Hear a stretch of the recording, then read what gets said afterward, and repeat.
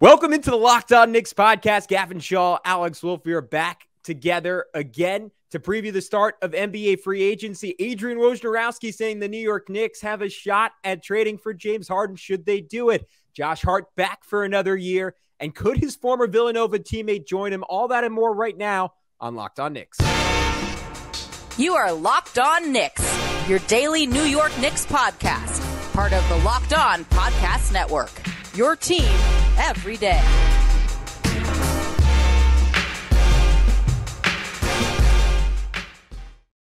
You are Locked On Knicks, your daily New York Knicks podcast. I wanted to remind you to download the Gametime app, create an account, and use code LOCKEDONNBA for $20 off your first purchase. Last-minute tickets, lowest price, guaranteed. And I want to thank you for making Locked On Knicks your first listen today and every day. We are now available on all platforms, and that includes on YouTube. So if you want to be an everydayer and one of my best friends, subscribe, hit that notifications bell, and remember, subscribe on your audio platform of choice so you never, ever miss an episode. But who's talking to you? I'm Gavin Shaw, your favorite play-by-play broadcaster's favorite play-by-play broadcaster. He is Alex Wolf, editor-in-chief of The Strickland, the greatest Knicks website in the whole wide world. You can check them out on all forms of social media at thestrick.land. Alex, I gave some thoughts earlier, in case people missed it, in a quick episode on James Harden when the news came out. A little bit of a curveball as we head into free agency here. What was your initial reaction to that Woj tweet? Well, first off, I got to say, so at work, I got to present this news. There's a decent little NBA fan contingency at work, and one of my coworkers is a Sixers fan. Another one is a Knicks fan. I got to have a really fun moment at work today where I had seen that Woj bomb and they hadn't seen it yet. And so I walked over to both of them. I was like, yo, guys, did you see the new NBA news? They're like, no, what happened? And I was like, James Harden opted into the last year of his contract. And my buddy who's a Sixers fan was like, yeah, woo, let's go. And then I was like, and he did it just so he could request a trade. And then my buddy who's a Knicks fan was like, what? And I was like, yeah, and the Knicks are involved. What? No. That was pretty much my reaction. I was like, okay. Yeah. I mean, look, I do think that the Knicks should be in on the star market right this second and possibly even try to get something prior to the new league year starting. Although they are, I talked about this when I was talking with I think I might have talked about this with the Bulls guys and with Ben. And I think I talked about this with Schwinney earlier this week when I did Pod Strickland. But the Knicks are sort of in this unique position where they don't have to scramble like the rest of these teams to make these trades before the new league year starts, because the Knicks are in pretty good shape as far as the salary cap is concerned and stuff, especially now with the Josh Hart news, which we'll talk about in the next segment. But so that said, I still think they should be active in the star market and maybe try to take advantage of all these teams trying to offload these guys on their big contracts prior to the start of the new league year. It seems like there's maybe going to be a little bit of a flurry tomorrow as everybody panics about the new CBA and everything that is suddenly like way more punitive to teams that want to spend than it's ever been before.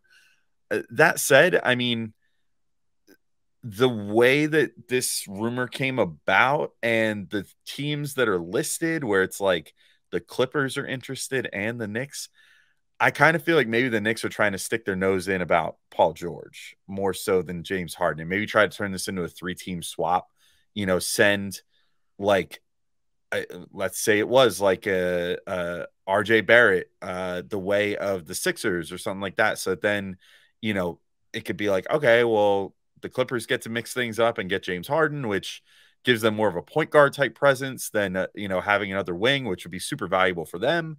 Then the Knicks get Paul George. They get their chance to really try to make a run with Brunson and Randall and add another all NBA caliber player. And the Sixers, even though they're losing James Harden, which he could have just left them high and dry. Now, instead of getting nothing, they at least get RJ Barrett back, who's young, promising, and could potentially set them up for a world maybe without Joel Embiid in a few years if he decides that he's done with them, whatever the case may be. So that's sort of my thought. But I don't even know if that's 100% it. All I will just say about Harden is the reason it made me kind of cringe at first is because I just don't think he's the right type of player the Knicks should be looking to get. You don't need to take the ball out of Jalen Brunson's hands more. It should just be players that can complement what Jalen Brunson does with the ball in his hands, because we saw in the playoffs, he's legitimately, he could be the best offensive option on your team in a playoff series or in a playoff run while you make a deep playoff run like he did with the Mavericks last year. He did it with the Knicks this year, which, of course, with the Mavericks, he had Doncic for part of that, but we saw him really like carry them for stretches of that playoff run as well. So I'm kind of just at the point where I'm like, don't go after a guy that's going to require you to take the ball out of Brunson's hands more. Instead, go for, a wing or something like that. Find someone like Paul George that is also more useful without the ball, but also is great on defense. I think that's the big thing. You need like a really legitimate two-way player.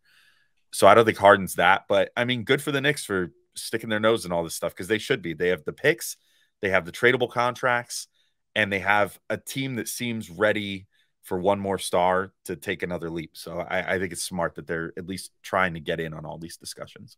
Yeah, I outlined my thoughts earlier. I kind of was of the initial opinion as you that, like, all right, they're getting involved as the third team in this deal, and they're going to try to take advantage of the fact that they potentially have some room, that they could bring in a Paul George, that they could throw some picks, or a guy like Obi Toppin as like an incentivizer to either Philly or LA to get it done. But the more I sat with it, the more I thought, one, that I think the Clippers want all three of these guys because they want the injury insurance on the fact that one of Kawhi or Paul George is seemingly inevitably going to be hurt every postseason, and that even with that, they could still go in with 2 stars, and then maybe by the time they get to the finals, they have all 3 stars ready to go.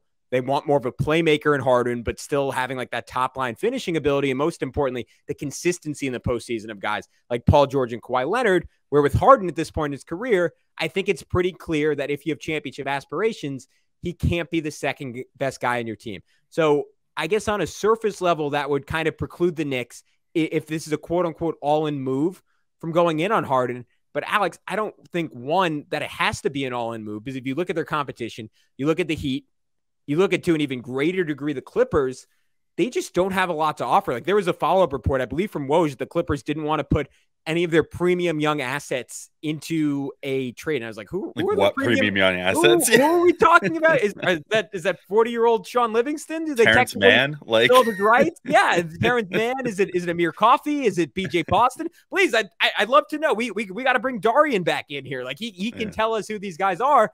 But to me, that is Narnia stuff, because it's a fairy tale. Like, there aren't those guys don't exist. And I say that to say, like, the Knicks, just by throwing in a couple of these extra picks, and then whether it's one of RJ Quickly or Grimes, like, and guys that, like, fairly, you might come back and say, like, I don't want to trade any of those guys for James Harden. Like, I will, as someone who's not a big James Harden fan, is a big fan of those three, and acknowledges the price differential and the age differential and the defense differential.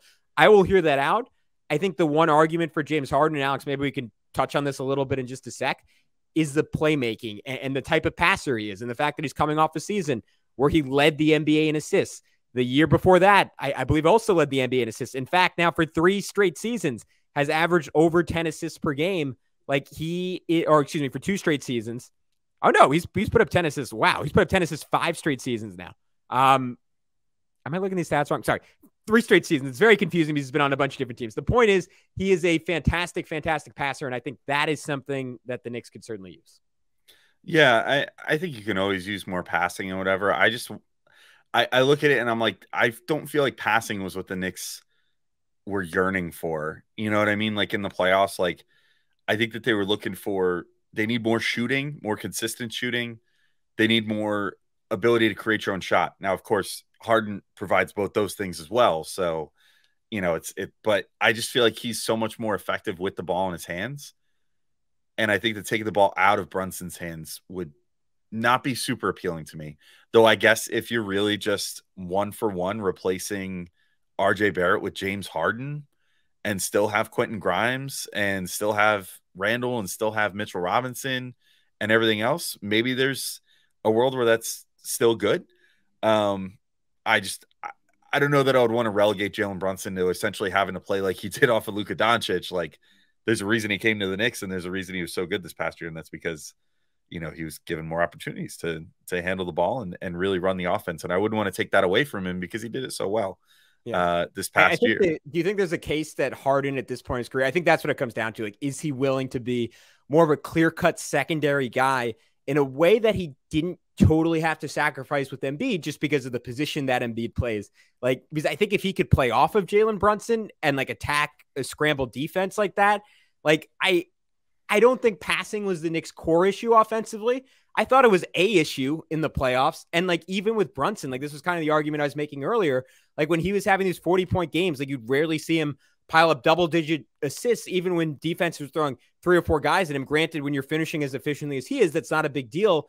But I do think there's an argument to be made for someone who is like a more creative playmaker, like spoon feeding someone like Grimes, spoon feeding quickly, spoon feeding Mitch. Like I think that could help your offense, not so much in the regular season, but in the playoffs, I think it can make a difference.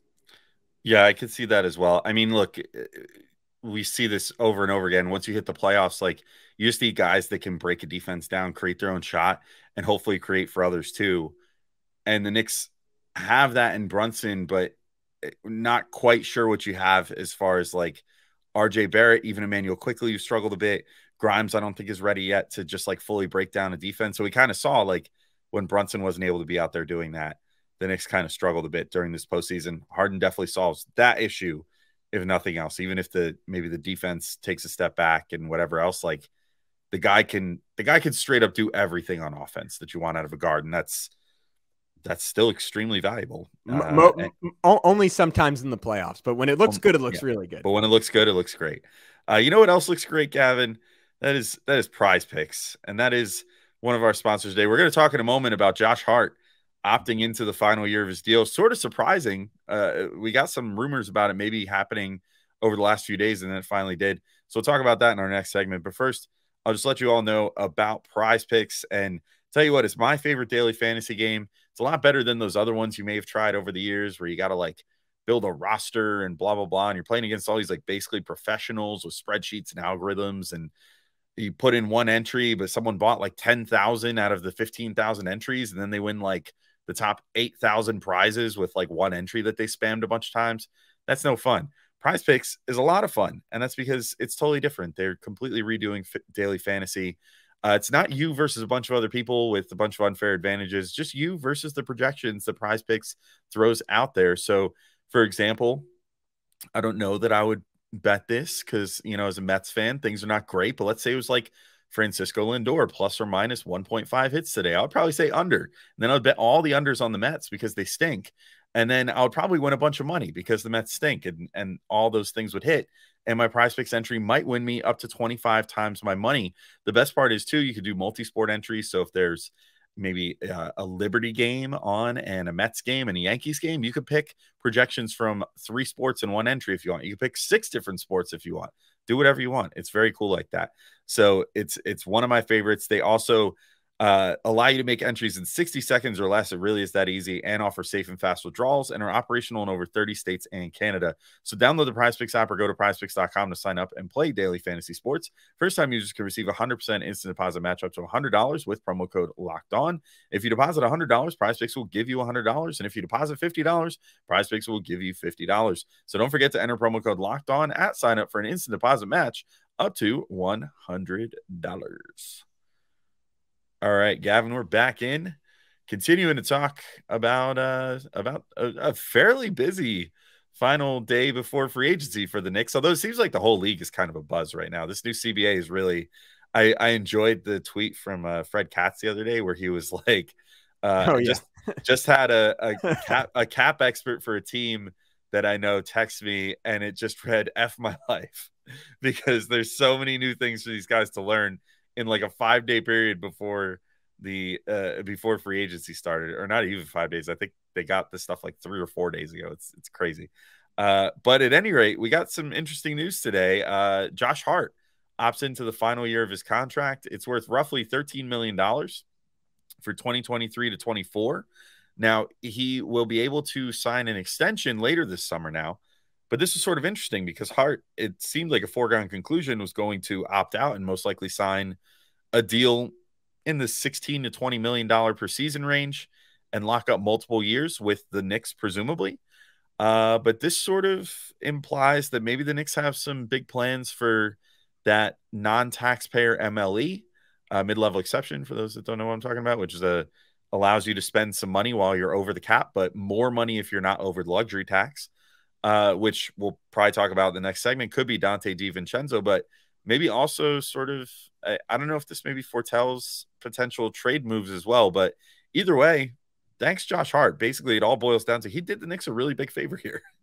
Yeah, and it might be with the understanding that the Knicks are going to do him a really big favor back because he's eligible for up to a 4-year, $80 million contract, which I would say is above market value for Josh Hart, or I should say extension, not contract. I guess it is still a contract. But anyways, I don't think there was another team in the league that's giving him $20 million a year. And like, look, we have to see if that actually comes to fruition, and maybe the number is lower than that.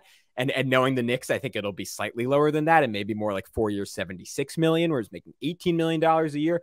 But I think the initial thing we have to celebrate here is just that Josh Hart is going to continue being a Knick. I mean, we referenced the stat a bunch of times in this podcast, but they played like a 58-win team after that trade. He shot the ball absurdly well, 50-50, 80 splits as a Knick, provided a little bit more of that passing juice. The rebounding was just like, I mean, I don't know about you, Alex, like some of my favorite moments in my life as a Knicks fan were watching Hart and Mitch crash the glass over and over and over again, relentlessly against the Cavs. And the only fear, again, certainly not in the 1-year option, which is a fantastic deal for Josh Hart, but in giving him a really long-term extension is, will the shooting ever come around in the playoffs? And if it doesn't, can the Knicks plan their lineups around that? And a guy who does so many things right, but like everyone in the league, if you're not a big and you're not willing to take threes, like that can cancel out a whole lot of good that you do in other areas. So to me, no question about the extension, no question about him picking up the option. Really very little questions about the extension of the regular season. It's just playoff time. Like, could there be more issues with Josh Hart? Yeah, and it's just going to come down to, can Tibbs learn from his mistakes from this past year and say, just kind of understand, hey, Josh Hart, maybe, he's not a guy that needs to close every single game. He's not Jalen Brunson. He's not Julius Randle at his best. You know what I mean? Like those guys, you sort of just have to trust at the end of every game. Josh Hart is I hate to use this word because it's become almost like a curse word, but he's situational. You know what I mean? Like he's not necessarily always going to be the right guy to be on the floor down the stretch. Sometimes it might be, let's just say for all intents and purposes that the roster is exactly the same. Sometimes it might be Grimes and Quickly along with Brunson out there. That makes the most sense. If you need more shooting, sometimes it might be Grimes and Barrett. If you just need a more complete scorer out there at the 3, sometimes it might be Barrett and Hart. Who knows if you need like more rebounding or whatever, it's just Tibbs. It's going to come down to Tibbs, as many things do. We often say a lot of things come down to like, well, will Tibbs figure it out? I guess we'll see. But that's the thing with Hart. He's a fantastic player. He's really, really good. He literally turned the next season around. He had a similar effect to what Derrick Rose did 2 years ago, and came in here and immediately contributed to high-level winning basketball. It was one of the key catalysts to winning that first-round series, and yet I won't say through any fault of his own, and I mean, his skill set is his skill set. He sort of was part of what lost the Knicks the series against the Heat because of the fact that he couldn't hit those open threes that they were leaving for him. Or more importantly, he wouldn't even shoot them. Wouldn't even shoot them. Yeah, I was about to say it was so tentative that he didn't even take half of them. So, it's going to come down to, can the coach understand when it's not the right time to play Josh Hart? But when it is the right time to play Josh Hart, which is like 85% of the time, he's going to be fantastic for them. And I'm very happy to have him back. And I love this. We'll get to DiVincenzo in the next segment in just a sec, but like, I'm loving this little Villanova family they're building, because these guys that they've gotten from Villanova work really hard and know their role and are really good NBA players. So if they end up, having that little trio by the end of tomorrow, I'm going to feel pretty good about things. Yeah, and I guess my final thought on Hart, and it would be good to have like Jeremy on later this summer to talk, or maybe as soon as next week, to talk through more of the cap implications of all this. But I guess I just get concerned about the opportunity cost. Like, does this affect, like, I'm talking in a hypothetical, but like, depending on how big that eventual extension here, and to me, this does feel like a wink situation. Like, does that affect Quickly? Does that affect Grimes down the road? Because I think ultimately, because of their youth, Quickly is just a better player, but like in terms of Grimes versus Hart, I would say Hart was like certainly the more impactful guy taking into account everything last season, the regular season, and then come playoff time, like, yeah, I know it's essentially the point we were just both making, but it's incredible. Like, even in a series where Grimes wasn't shooting well, and at least offensively wasn't really contributing anything else, like, he clearly still had a more positive impact than Josh Hart, just because he had to be treated like a shooter. So if the Knicks are ultimately making a decision between one or the other, I'm going with Grimes. And now they don't have to worry about Grimes for another year or another year, at least on the initial extension. And you would think whatever Hart's contract is, it'll always be tradable because he's just an additive player. Maybe at $20 million, like in the worst case, you have to attach an asset, and that's not the end of the world. And it's just about keeping things together and keeping that flexibility going forward. But I would just say that's something to watch out for, where I would prioritize those guys over Hart ultimately. And like, the Knicks right now are building a roster where you're not paying anyone crazy money, but you're paying a lot of guys good money. And there's a couple other guys you're going to want to be paying good money to. Yeah, I'm with you there. I mean, but ultimately, at some point, I figured they're probably going to trade some of these guys anyway, either before they pay them or very shortly thereafter as extremely tradable contracts. Like, I think that's part of what's going to be good about RJ's extension going forward and stuff like that, is that these guys become tradable if you want to consolidate a couple of them or a few guys into one of these like super max guys, make your final big move and, you know, try to compete for a championship. So we'll see how that all plays out going forward.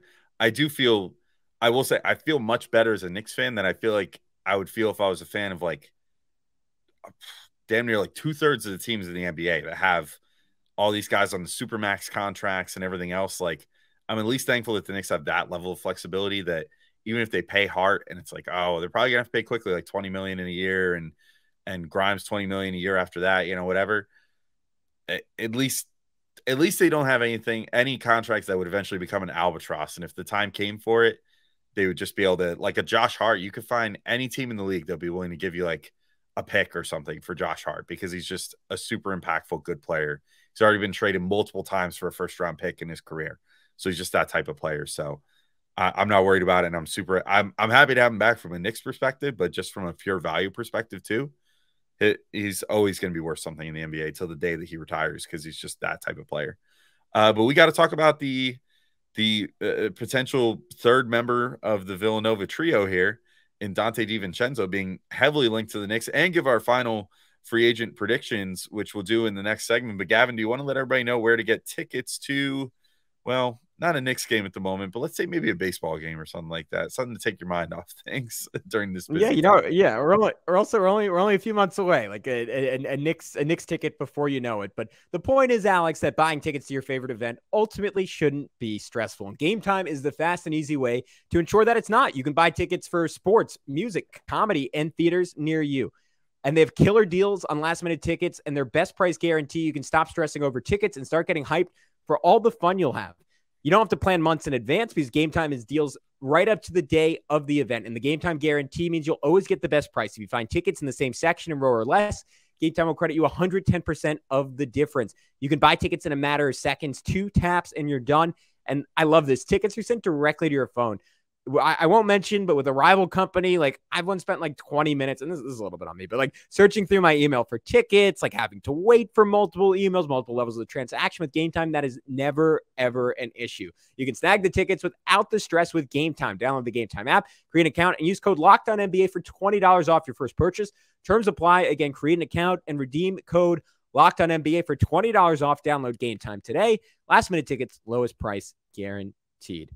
All right, Alex, it's time to talk about a third Villanova Wildcat potentially joining the Knicks. And if you want to consider a scenario why Josh Hart would give the Knicks a preemptive sweetheart deal, it's because he wants to play with the big ragu, Donte DiVincenzo, one of my favorite nicknames, also Delaware Jordan.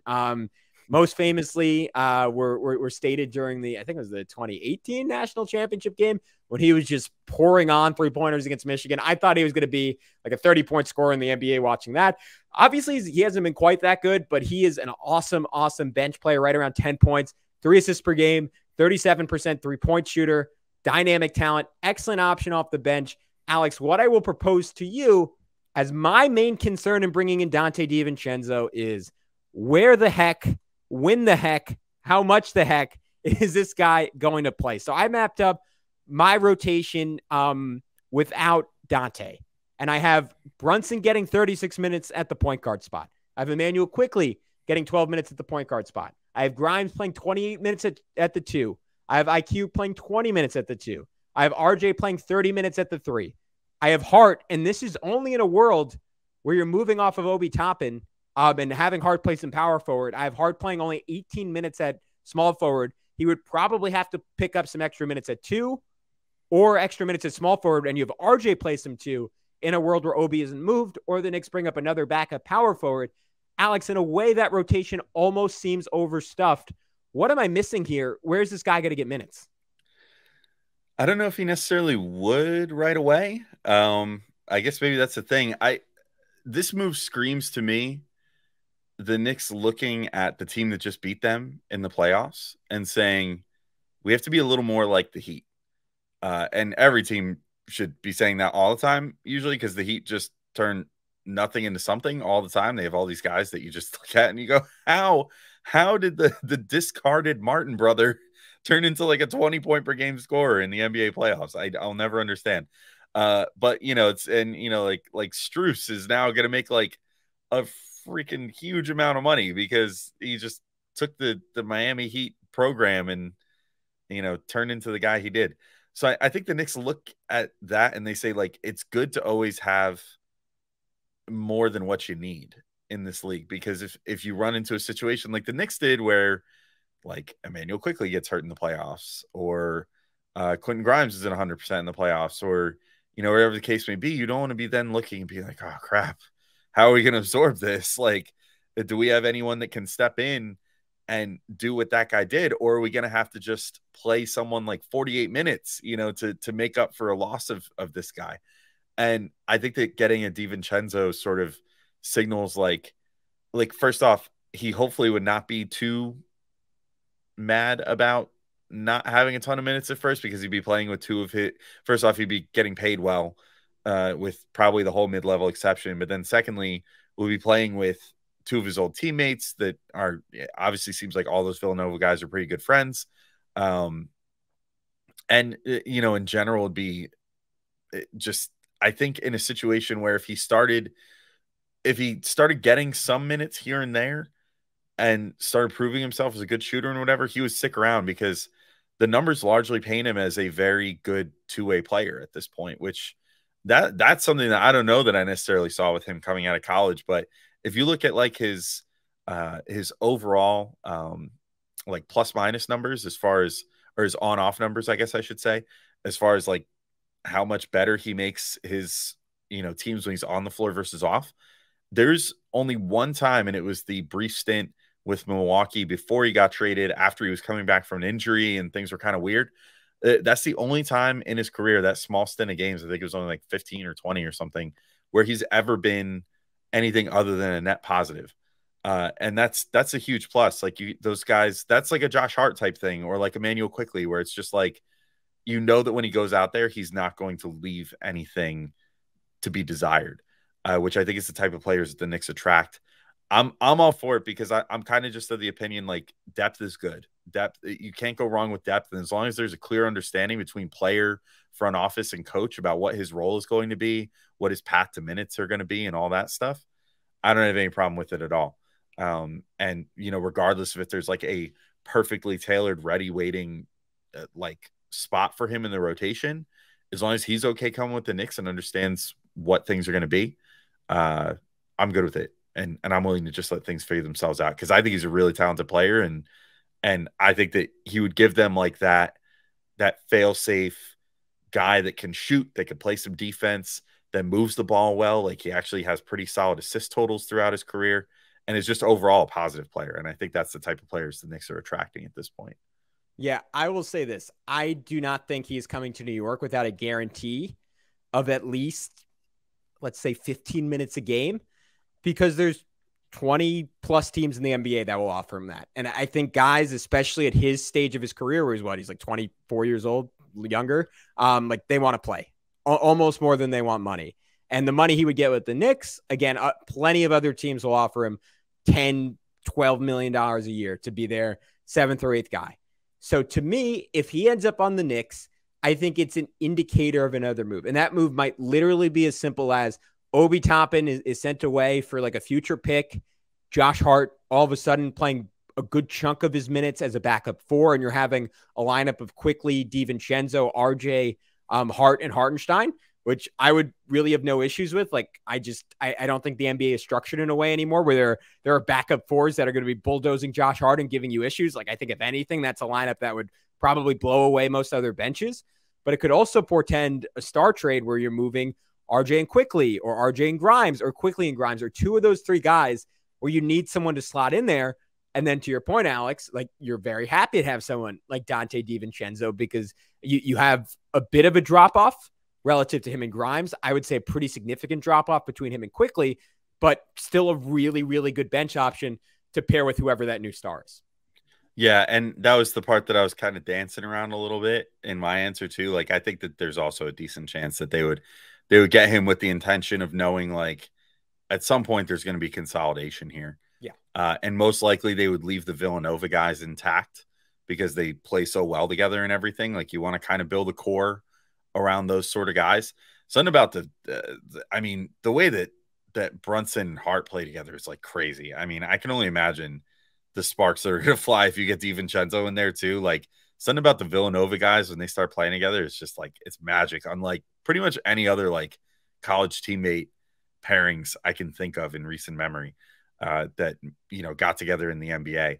But yeah, I kind of think that if they sign him, there is a decent chance that they at least have an inkling of, like, there's probably a good shot that by the end of the summer that like RJ Barrett or Quickly or Grimes, or as you said, maybe even two of them won't be on the team anymore.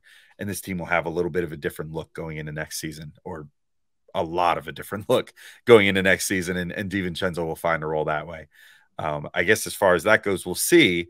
Probably a perfect time to tee us up for predictions though, Gavin. If you were going to, I think the Hart thing, we can just reasonably agree that the extension is coming when he's eligible later this summer. I don't know. Maybe the first place to start is if we think that they're going to for sure sign DiVincenzo, but then I don't know. What's your overall read? Like, if you're going to make a prediction, what do you think is going to end up happening for the Knicks this free agent period and busy part of the offseason? Yeah, I think DiVincenzo is here one way or another, and I think it definitely portends a future move. Like, I would be surprised if after the deadline all of RJ, Quickly, and Grimes are still on the team, and that bums me out to say. But that is kind of my gut instinct on it. The other name we've heard like kind of tentatively thrown out there is Bruce Brown, who I love as a player. I just think him and Josh Hart are so similar. The one difference is Brown was willing and hit a very high rate of his threes during the playoffs. So in that sense, I would maybe even, and he's also younger. Like, I would almost rather have a Bruce Brown than a Josh Hart, even if like Hart does some really special stuff, but no complaints there. Both awesome players. But yeah, I think it's that simple. And I think the Knicks continue to look to make a move. I ultimately think they're not involved with Harden. Like, Woj, I think it was, or maybe it might, I think it was Shams actually had like a very telling tweet on Harden where he said like there's an understanding around the league that players of Harden's stature usually end up where they want to end up. And if I had to guess for Harden, it's not New York. It's either going to be LA or it's going to be Miami at this point. So I don't think there's anything there. Yeah, I'm also with you where I think that I think DiVincenzo is more or less a lock. So I'd be willing to like pencil that in. I think as far as Brown, I feel like Brown was only going to be an option if DiVincenzo wasn't, but I think that DiVincenzo is definitely going to happen at this point. I mean, you've got like Ian Begley literally like sending out like just random stats about DiVincenzo and all kinds of stuff, like as if he's already doing research for pieces. And it's like, oh, that's an interesting stat. Let me tweet that real quick. It's like he's getting it all pre-written and ready to go for when that signing comes down. So yeah, I think that's going to be a pretty quick one. I would be willing to bet that that's almost like a first couple hours move that gets announced tomorrow night, or tonight rather, by the time people are listening to this. I think the Knicks are going to get involved and make a star trade before the season starts. I think this team is averse to big changes in season. I think they like to fine tweak things during the season, but I don't think that they like to go big game hunting around the trade deadline. I think they like to handle their business in the offseason because it's sort of an understanding of their coach, right? Like Tibbs likes to have his whole game plan more or less for the whole season figured out before the season starts. And I think they're going to respect that, and they're going to try to make a move of some sort. Now, who that's for, I'm not sure. Maybe it's Paul George. That seems to be the flavor of the week as far as who they're linked to. But I think if James Harden gets traded to the Clippers and Paul George doesn't move, obviously they're not going to move him then. If that happens, I'd be willing to bet the Knicks get involved on someone that we maybe haven't even heard yet is even available and make something happen in that way.